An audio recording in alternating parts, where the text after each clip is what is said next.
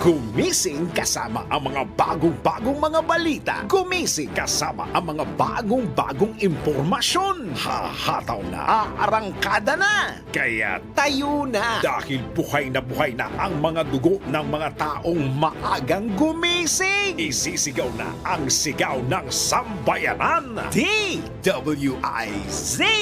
Pinoy Gising. Kasama ang opisyal na gisingero ng bayan. Gising ang kahit na sino. Kasama si Drew Nasino. Live sa DWIZ Radio. DWIZ News FM Regional Stations. Live din sa Facebook at YouTube. Panoorin din ang live sa Aliw 23. Tayo na. Aba, umaga na. DWIZ Pinoy Gising. Pinoy Gising. Sa magandang morning, Luzon, Visayas, Mindanao, Mega Manila at sa buong mundo kayo po ay nakatutok, nakikinig. Dito po sa ating impila may todo ang lakas DWIZ 882 at nanonood po sa Aliw Channel 23. Ngayong araw po na ito ng Miyerkules, ngayon po ay Baclaran Day, Enero 24, taon 2024. Silipin na po natin ang mga nagigising ng mga headlines. Pinoy Gising. Pagsirit ng presyo ng bigas, hindi pa rin maawat. Manifesto kontra People's Initiative inilabas ng Senado, mga nagsusulong ng tiyatsa tuloy pa rin sa pagpapapirma. DOJ itinanggi ang ulat na nakikipagtulungan sa ICC sa investigasyon ng war on drugs. Sa gitna ng alegasyon ng pang-aabuso, Pastor Apollo Kibuloy no-show sa Senate investigation. At operasyon ng bagong TNVS na N-Drive suspendido. Kasama ang opisyal na gisingero ng bayan. Gising ang kahit na sino. Kasama si Drew Nasino. DWIZ Pinoy Gising. Pinoy Gising. Sa oras na 2 sandali makalipas ang ikaapat ng morning at sa detalye nga po na mga may init na balita, tumaas ang presyo ng well-milled rice sa unang bahagi ng taong 2024. Ngayon pong Enero, patay ito sa monitoring ng Philippine Statistics Authority. Ayon sa PSA, tumaas 55 pesos 50 centavos. Sa national level, ang kada kilo ng well-milled rice kumpara sa dating 54 pesos 76 centavos kada kilo na average retail price noong ikalawang bahagi ng Disyembre ng isang taon. Hanggang sa unang bahagi ng pagpasok ng taon, mula 1 hanggang 5 ng Enero, tumaas din ang presyo ng well-milled rice sa 54 pesos 34 centavos kada kilo. Pinoy Gising. Sa iba pa balita, nilagdaan na ng lahat ng senador ang isang manifesto na mariing kumokontra sa People's Initiative o PI para sa Charter Change o CHACHA. Nakasaad sa manifesto na binasa ni Senate President Juan Miguel Zubiri sa plenaryo na hindi papayag ang mataas na kapulungan na patahimikin, kaya muli silang maninindigan bilang huling lugar ng demokrasya. Binigyang diin din ni Zubiri na bagaman iginagalang at kinikilala ng Senado ang karapatan upang amyendahan ang konstitusyon, dapat bantayan ang anumang masama at palihim na pagtatangkang baguhin ang saligang batas sa pamamagitan ng PI. Sinabi rin ng mga mambabatas na nais baliwalain ang Senado kaya't isinusulong ng mga nasa likod ng PI ang joint voting para mapadali ang tiyatsa. Iginiit din ng Senado na malinaw itong panimula para sa mas malawak na pag-amyenda sa konstitusyon na dapat malaman ng publiko.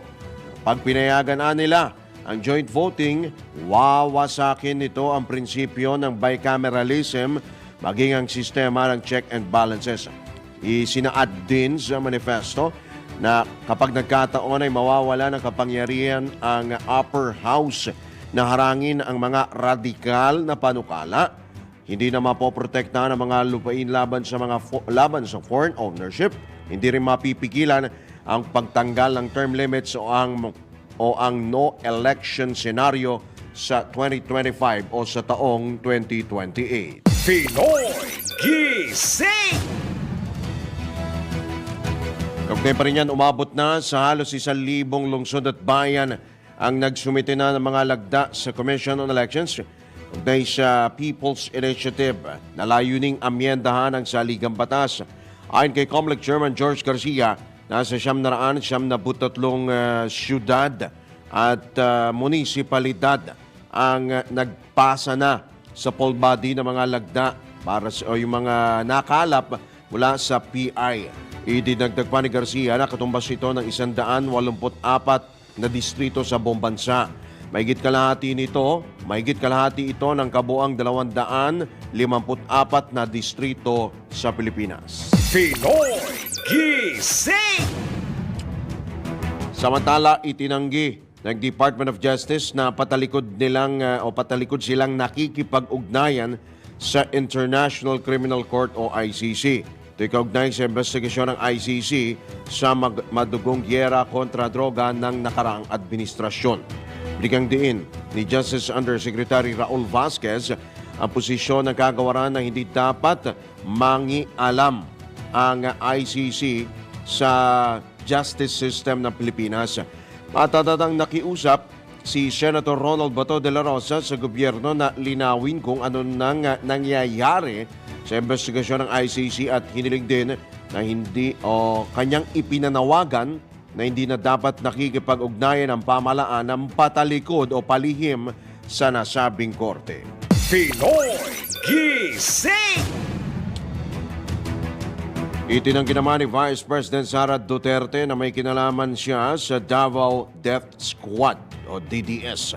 Ayon kay VP Duterte, kahit minsan ay hindi siya naiugnay sa DDS noong Vice Mayor at Mayor pa lamang siya ng Davao City, pero nang siya'y maging pangalawang Pangulo, bigla na lamang nagkaroon ng testigo laban sa kanya.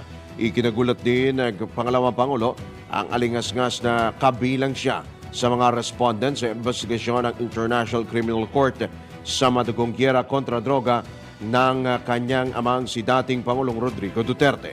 Iginit pa ng Vice Presidente na haharapin niya mga akusasyon laban sa kanya sa mga korte sa Pilipinas at hindi sa mga banyaga. At tatadang iniulat o ibinunyag ni dating Senator Antonio Trillanes IV na may ilang testigo na ang nagsabing pinayagan ni VP Inday ang pagpapatuloy ng Tokhang operation sa pamamagitan ng DDS noong siya'y mayor ng Davao City. Pinoy Gising! Minaliit naman ni Solicitor General Menardo Guevara ang expose ni dating Senador Antonio Trillanes IV kaugnay sa investigasyon ng International Criminal Court o ICC sa gyera kontra droga ng nakarang administrasyon. Ayon kay una nang inihayag ni Senador Trillanes na nakakalap na mga ICC investigator ng sapat na ebidensya laban kay dating Pangulong Rodrigo Duterte nang pumasok sila sa bansa noong Disyembre. Gayunman, inihayag ni Guevara na dapat hayaan na lamang si Trillanes na paniwalaan ang nais nito. Let it be. Sabi niya, idinagdag pa na dating kalihim ng Justice o ng Justice Department na hindi na nakikipag-ugnayan ng Pilipinas sa ICC at paulit-ulit na rin iginiit ni Pangulong Ferdinand Marcos Jr. na wala ng jurisdiksyon ang ICC sa bansa. Binigyang din pa ng OSG na banta sa soberanya ng Pilipinas ang pagpapatuloy ng investigasyon ng ICC. Pinoy Gising! Sa iba pang paksa ng mga balita, inisnab ni Kingdom of Jesus Christ leader o KOJC Pastor Apollo Kibuloy ang investigasyon ng Senado hinggil sa mga alegasyon ng pang-aabuso na kinakaharap ng kanilang religious group. Sa pagdinig ng Senate Committee on Women, Children and Family, Gender Equality na pinamumunuan ni Senator Risa Ontiveros. Iginit nito na hindi anak ng Diyos si Kibuloy upang maging exempted sa estado o sa investigasyon. Kaugnay nito, nag-issue naman ng sabina ang komite laban kay Kibuloy para sa susunod na pagdinig.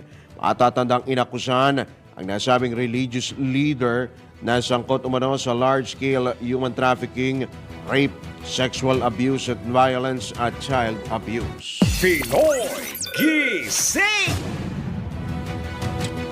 Ibinunyag naman sa Senado ng dalawang babaeng Ukrainian na umanib sa Kingdom of Jesus Christ Church o KOJC ni Pastor Apollo Kibuloy na sila'y inabuso, nakaranas ng sexual abuse sa kamay ng pastor.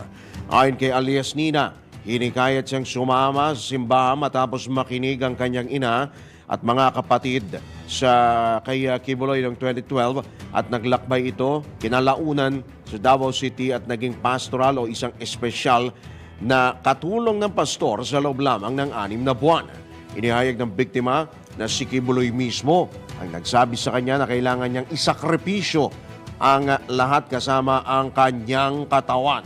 Kaugnay nito, inamin ni Nina na iba ang pagkakaintindi niya sa sinabing ito ng pastor, kaya't ipinaliwanag pa sa kanya kalaunan na ang pagsasakripisyong ito ay nangangahulugang kailangan niyang makipagtalik dito.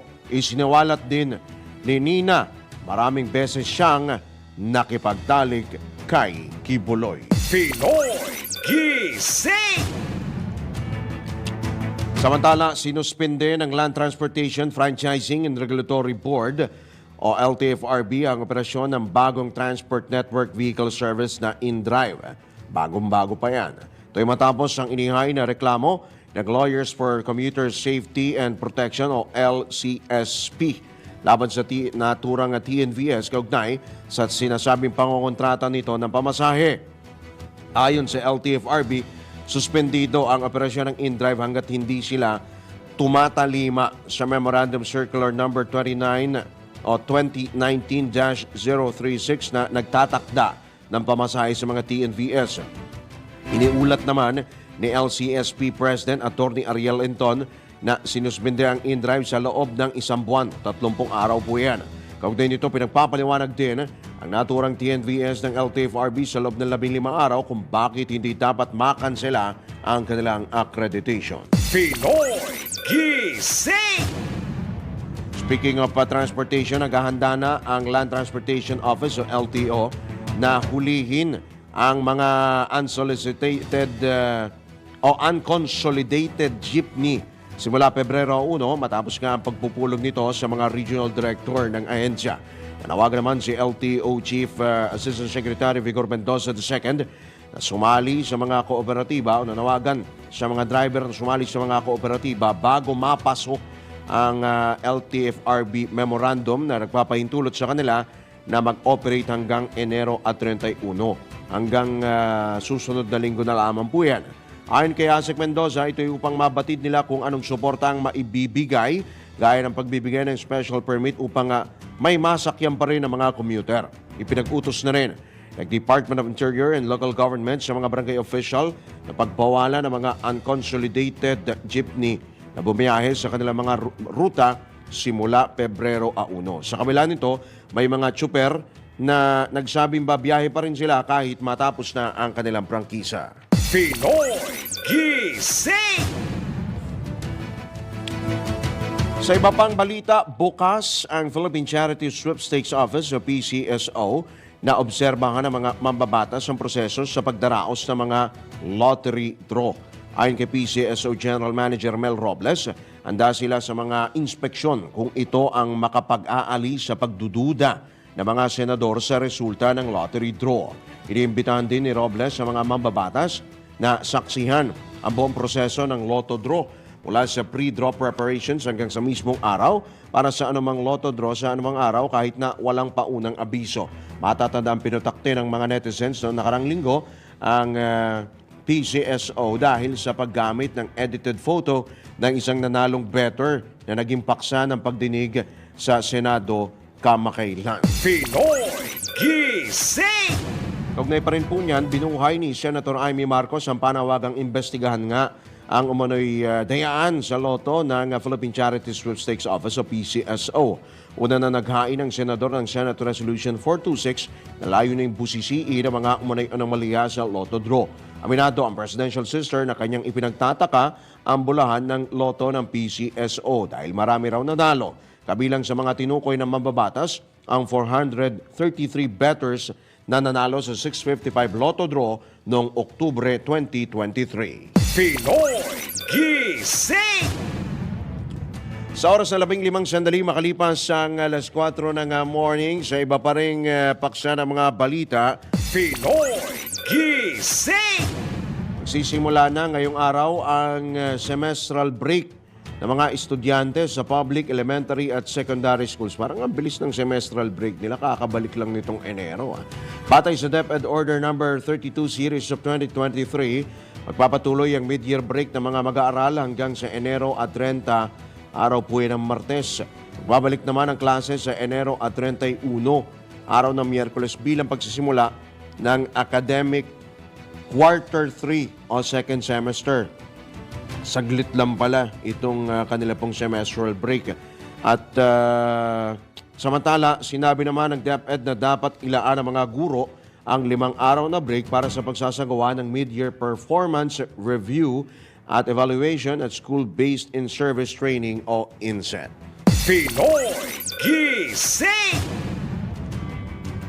Speaking of education, kumbinsido si Pasig City Lone District Representative at House Committee on Basic Education and Culture Chairman Roman Romulo na hindi totoo na ang ipinangako ng pamahalaan kaugnay sa pagpapatupad nga ng K-12 program.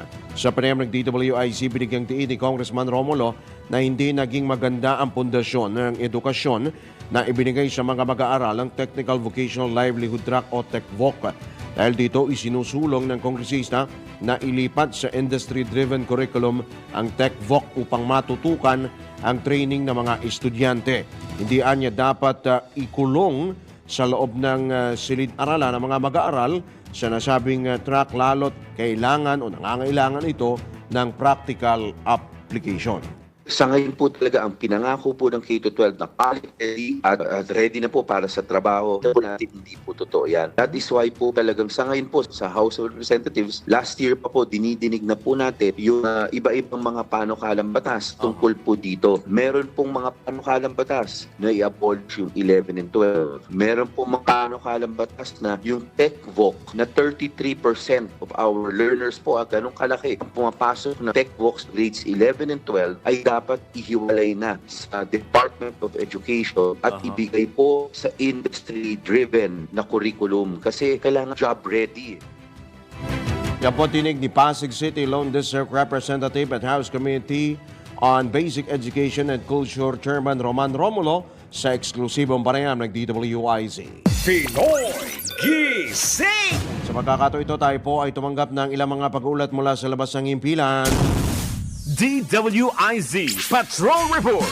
Schedule ng pamamahagi ng social pension sa mga senior citizen pinaplansya na ng pamahalaan. Kailan kaya yan? Patrol 13, Gilbert Perez. Pinaplansya na ng DSWD ang schedule ng pamahagi ng tinasang social pension para sa mga mahihirap na senior citizens. Sa Bagong Pilipinas ngayon, public briefing, sinabi ni DSWD ASEC Irene Dumlao na kada semestre ang kanilang pagbibigay ng social pension. Kaya naman inaasahan na raw ng mga kwalipikadong benepisyaryo na tatanggap sila ng 6,000 pesos para sa 6 na buwan ng pensyon, 1,000 pesos kada buwan. Ayon kay Dumlao, inaayos na lamang ang mga kailangang dokumento para sa programa at itatagda na nila kung kailan ito ipamumudmod sa mga nakatatandang benepisyaryo. Patrol 13, Gilbert Perez para sa Himpilang May Todong Lakas.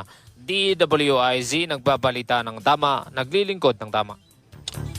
Samantala, AFP Chief General Browner kabilang sa dumalo o kasama ni Pangulong Marcos na dumalo sa 125th anniversary ng unang Republika ng Pilipinas. Alamin po natin ang kabuuan ng detalye buhat kay Patrol 17, Jopel Pileño. Kasama si Armed Forces of the Philippines Chief of Staff General Romeo Bronner Jr. ni Pangulong Ferdinand Marcos Jr.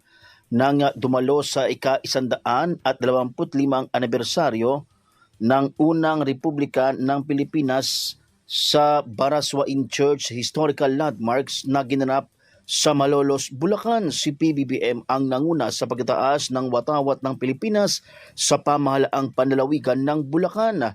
Sumaksi dito sina General Bronner, Senate President Juan Miguel Zubiri, House Speaker Ferdinand Martin Romualdez, Executive Secretary Lucas Bersamin, Chairperson of the National Historical Commission of the Philippines, Emmanuel Calairo, Bulacan Governor Daniel Fernando, Malolos Mayor Christian Natividad at Baraswain Church Parish Priest Reverend Father Domingo.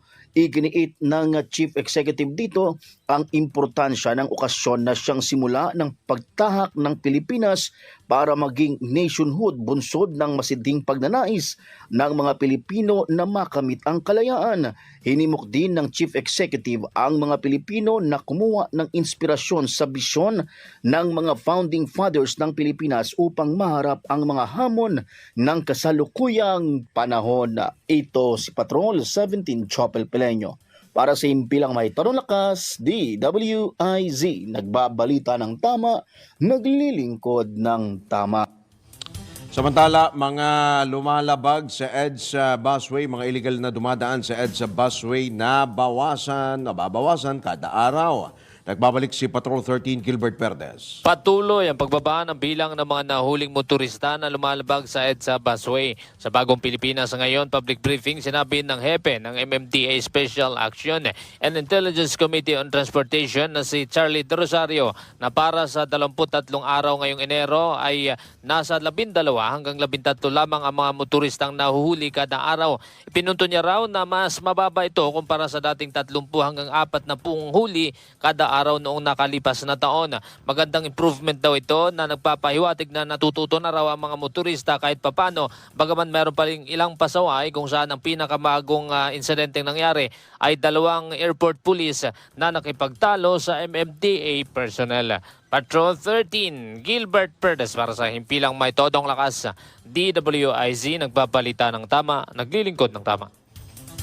PNP makikipagtulungan naman sa NBI sa pagtugis sa isang puganteng Jordanian. Isa pang report mula pa rin kay Patrol 17 Jopel Pileño. Makikipagtulungan ang Philippine National Police sa Bureau of Immigration sa pagtugis sa isang puganteng Jordanian national base sa ulat. Nakatakas ang dayuhang si Tariq Nihad Sham sa kanyang mga bantay makaraang dumalo sa court hearing sa lungsod ng Makati noong nakalipas na January 16. Sinabi ni PNP Chief General Benamin Acorda Jr. na limitado lamang ang tauhan ng BI kaya't kailangang tumulong upang mahanap ang pumugang dayuhan. Una nang nagkasa ang BI ng manhunt operation laban kay Siam.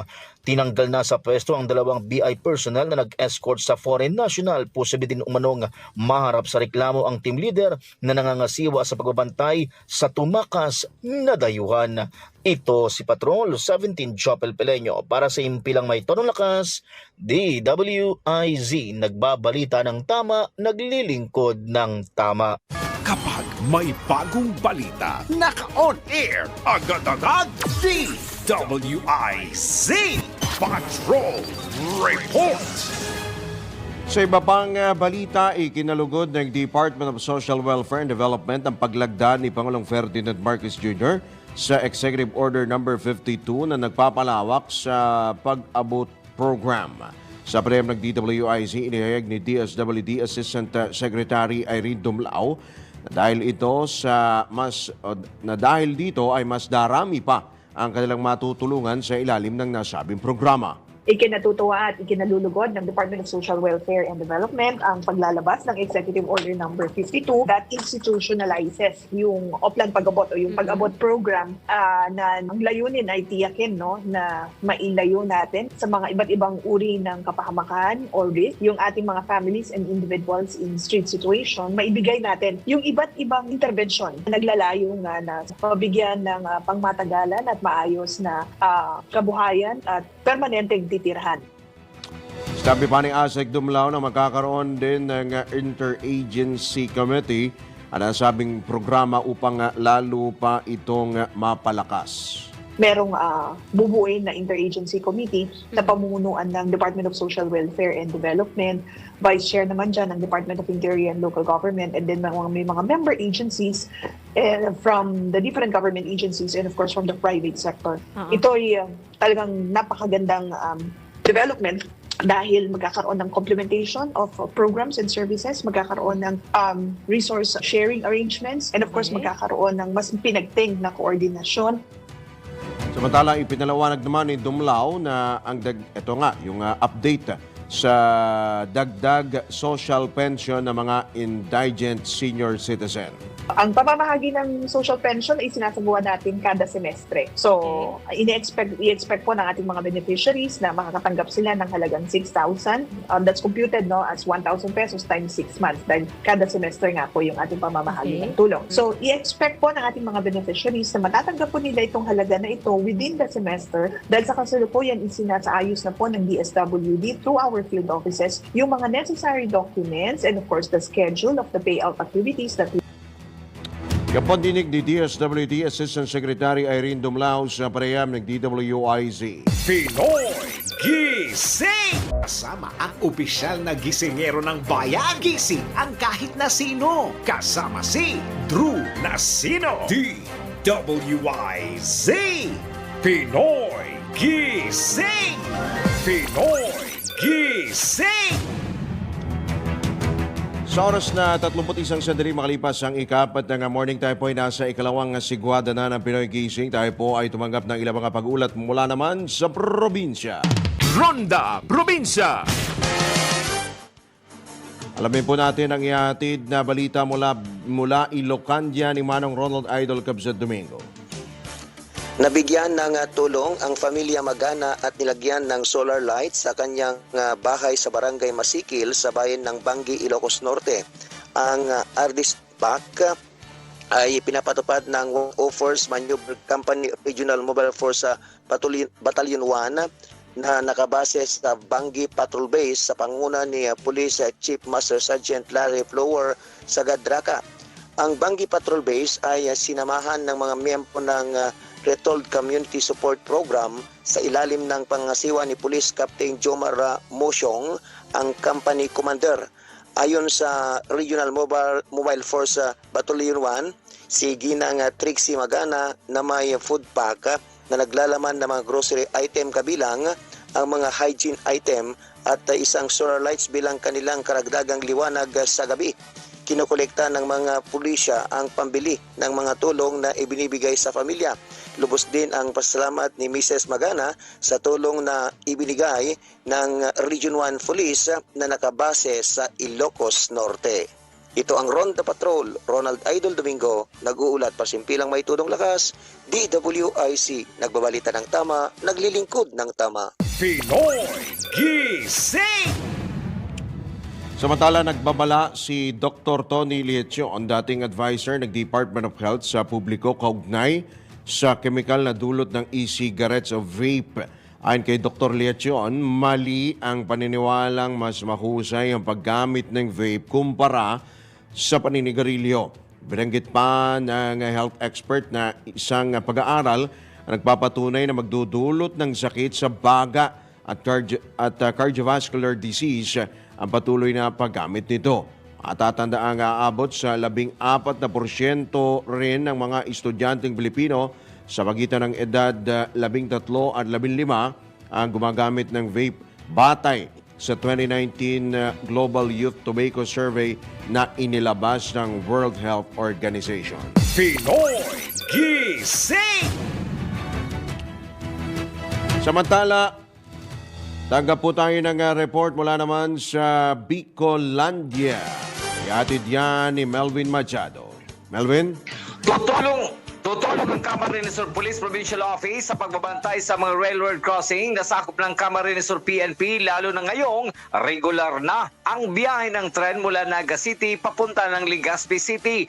Ayon kay PNR OIC Operation Manager Joel Dahak, nakipag-usap umano sa kanya si Camarines Sur PNP Provincial Director Police Colonel Julio Cesar Domingo na nangakong pababantayan ng mga railroad crossings na may malapit na istasyon o outpost ng PNP sa mga bayan na dinadaanan ng biyahe. Kaugnay nito, nanawagan naman ang pamunuan ng PNR sa Bicol sa mga naninirahan malapit sa mga riles sa bantayan ang kanilang mga anak o kamag-anak upang makaiwas sa anumang aksidente. Nitong nakarang araw, isang binata sa lalawigan ng Albay ang tumalon sa riles habang papalapit ang tren. Laging daan para ito ay masagasan at bawian ng buhay. Ito ang Ronda Patrol, Melvin Machado para sa Himpilang May Todong Lakas, DWIZ. Nagbabalita ng tama, naglilingkod ng tama. Pinoy Gising!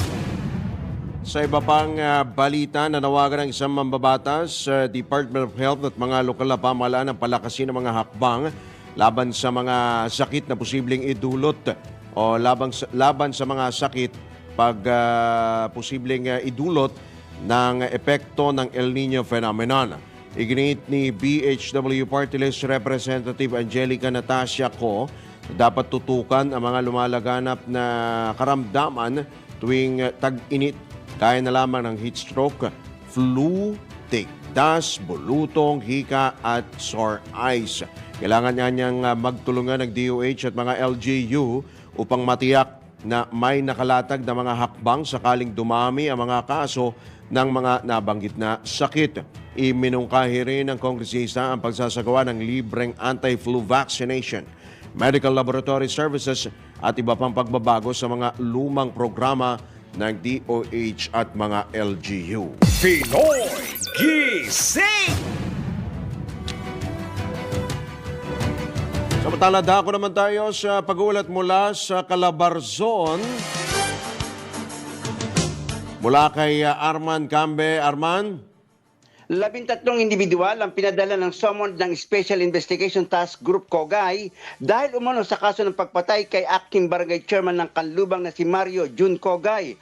Ayon kay Police Master Sergeant Jason Pagyo, Kalamba Police Investigator, kabilang sa mga ipinatawag ay ang 4 na security ni Cogay, 8 elected barangay councilmen at ang unproclaimed winner na si Larry Di Mayuga. Ang 13 ayon pa kay Sergeant Pagyo ay nagsumiti na ng kanyang testimonya sa task group. Ayon naman kay Laguna Police Director Colonel Harold Depositar, ayon pong video footages ng CCTV ang nakalap na ng pulisya para eksaminin ang mga ito. Sinabi pa ni Depositar na posibleng mga miyembro ng Gun for Hire Syndicate at mga professional hitman ang lumikita kay Chairman Cogay. Samantala, nag-alok naman ng ₱250,000 pabuya si Calamba City Mayor Ros Rizal sa sino man makapagtuturo sa mga suspect at kung sino ang nasa likod ng naturang krimen. Arman Cambe mula Calabarzon, nagulat para sa Himpilang May Todong Lakas, DWIZ, nagbabalita ng tama, naglilingkod ng tama. Pinoy Gising!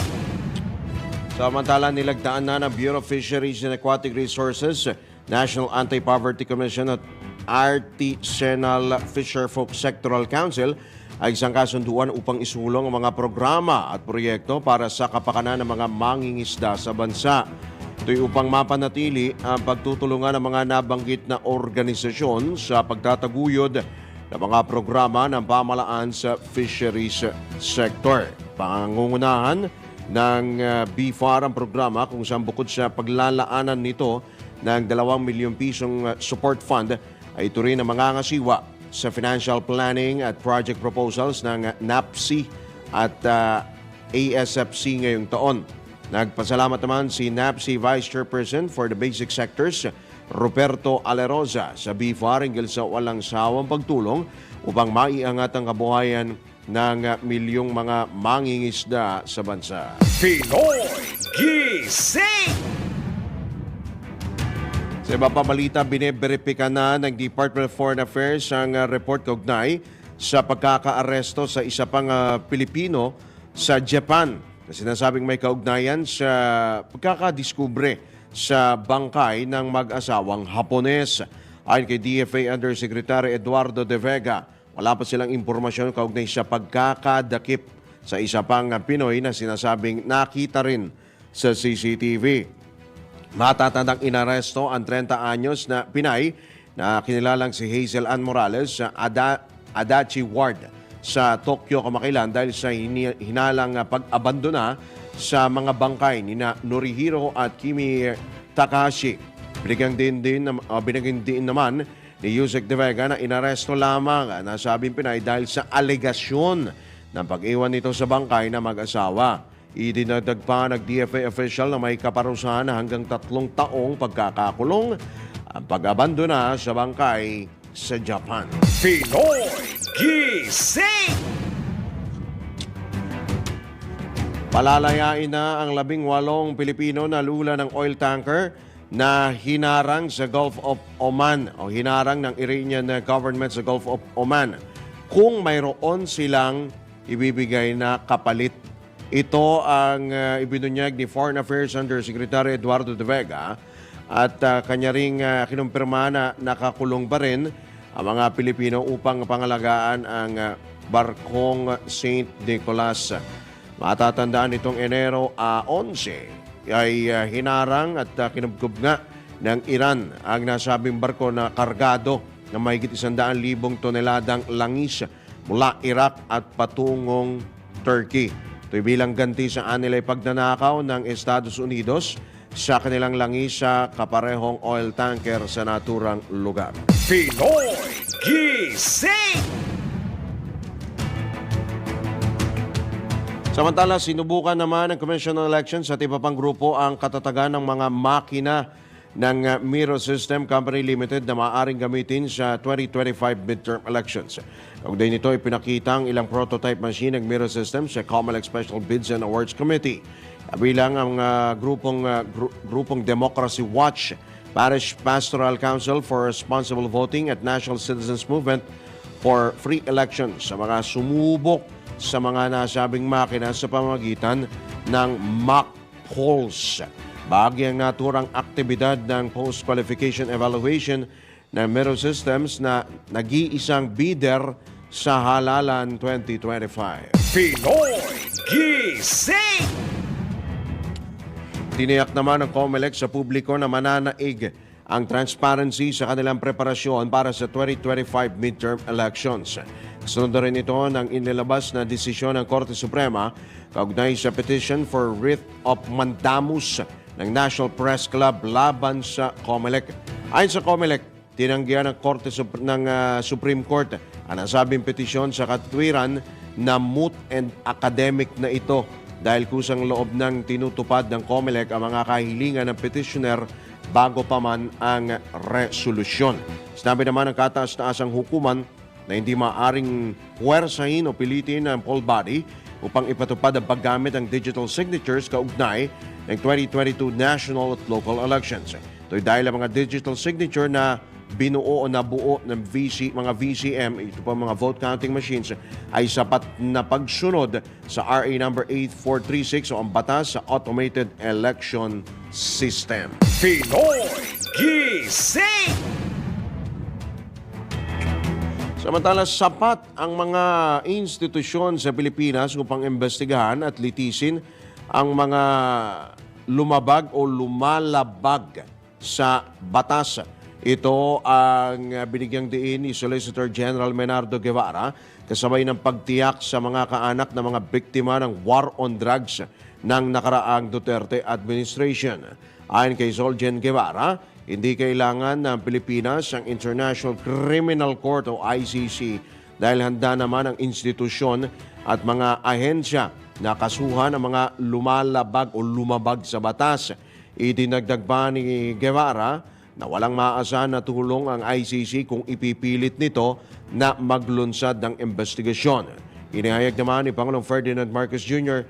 na ang presensya ng ICC sa bansa ay maituturing na banta sa soberanya. Pinoy Gising!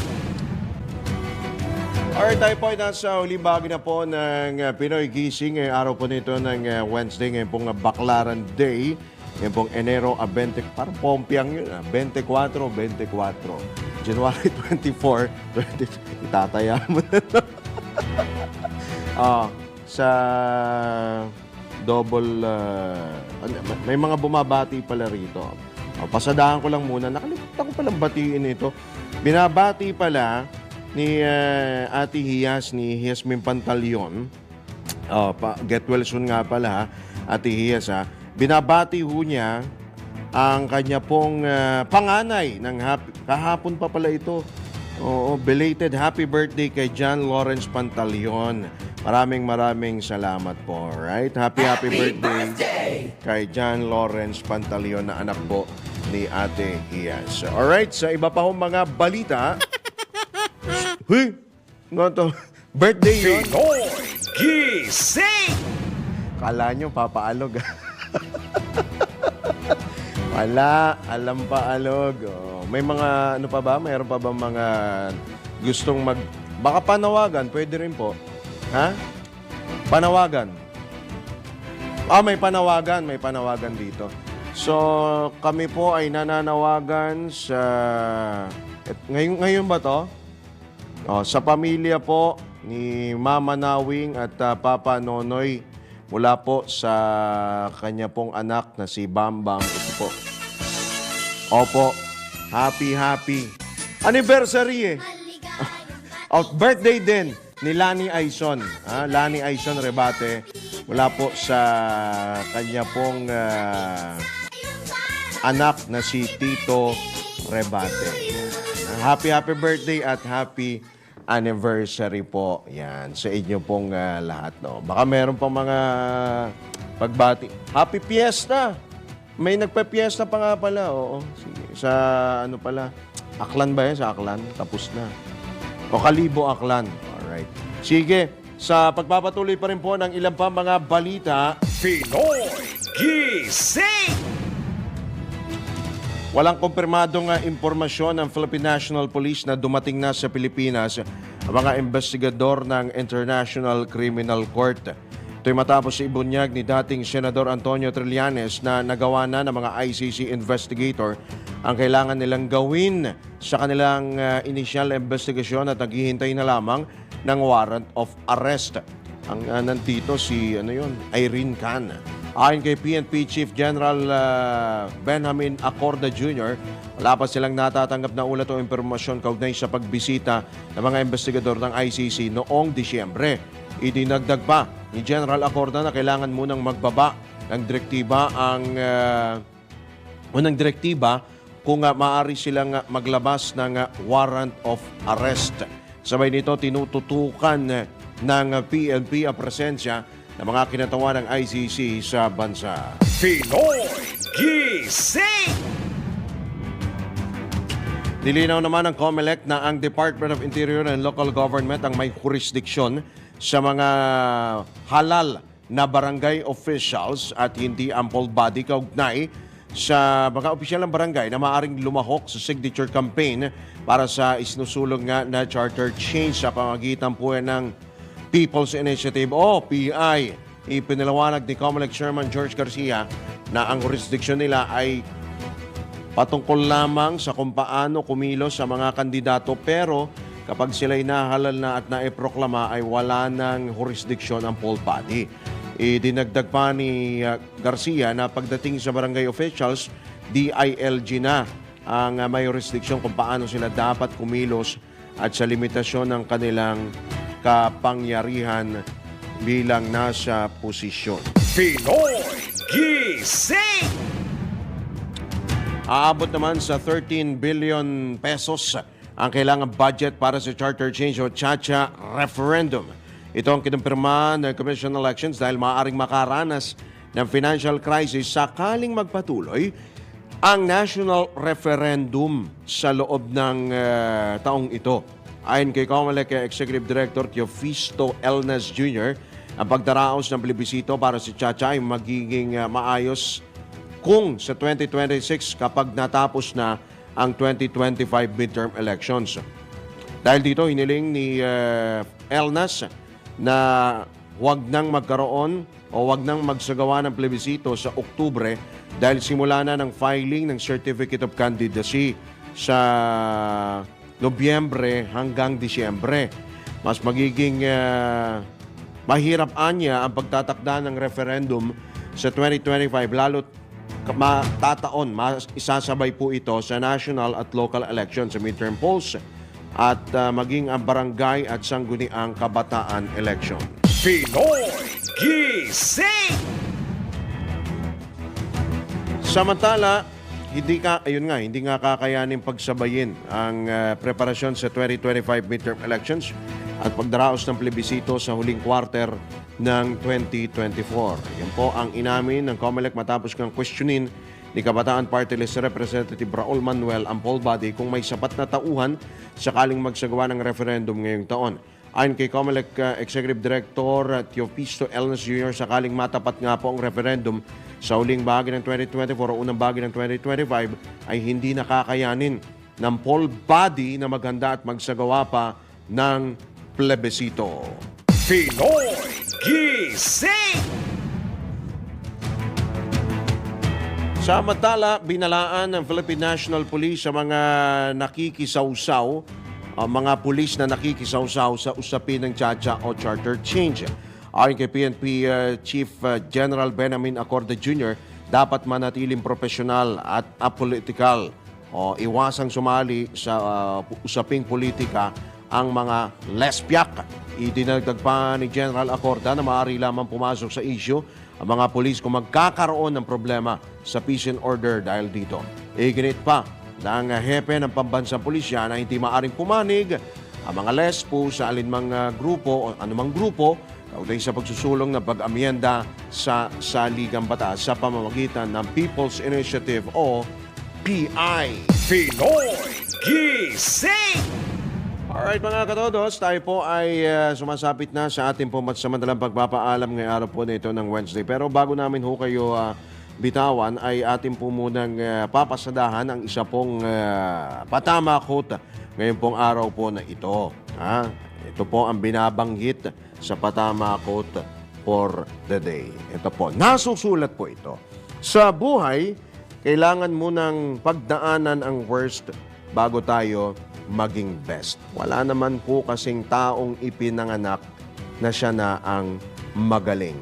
Lahat po nagsisimula sa walang alam hanggang sa sumapit po tayo sa ating pong katinuan at tayo po ay magkaroon na po ng kaalaman. Diba? So, kailangan talagang pinagdadaanan po natin ang mga worst. Yan po ay mga hamon sa buhay. Kailangan po nating akyatin ang sangkaterbang bundok para po natin malasap ang tagumpay. Diba? Tawirin ang maraming ilog at dagat para po tayo ay umunlad sa buhay. Talagang kasama po yan. Diba? Kung wala ho kasing mga hamon sa buhay, hindi po magiging matatag ang isang tao. Kaya ang atin pong dasal palagi, dapat po natin dinadasal, ay tayo po ay magkaroon po ng lakas ng katawan, lakas ng pananalig, at siyempre magkaroon po tayo ng pag-asa. Hindi po tayo dapat mawala ng pag-asa. Mawala na po ang lahat, wag lang ang pag-asa. Alright, tayo rin po ay nagpapasalamat sa ating po mga nakasama sa News Center at sa ating po mga suking taga-subaybay mula Luzon, Visayas, Mindanao, Mega Manila. Good morning, Christian Cruz, Hideyoshi Hasegawa. Ay, oo nga pala, taga-Japan nga pala si Hideyoshi. Positibo daw yung 2 Pinoy na nakita sa CCTV na nagtapon ng dugo ang damit nung mag-asawa pong Hapones dyan po yan sa Tokyo na sila po ay naaresto at inamin daw ho nitong lalaki. May inamin daw po. Sa Ibaraki. Nahuli siya sa Ibaraki. Probinsya kasi ho yun sa may Ibaraki. Albert Hernandez, good morning from Valenzuela. Nelson Malinaw, good morning din po sa inyo, mga katodos po natin. At maraming salamat nga rin pala, ayan, sa mga iba pa ho natin mga suking taga-subaybay. At si Benjamin Billones, good morning din po kay Kuyang Mon Samson ng Manila Bulletin. Si Mike Montero, good morning. Genesis Chavez from California, Triggerman from South Korea, at si BTS Army. Good morning din. Marami pong salamat sa inyo pong pagtutok. Alright, at ito po muli yung lingkod, Drew Nasino, nagbabalita ng tama, naglilingkod ng tama.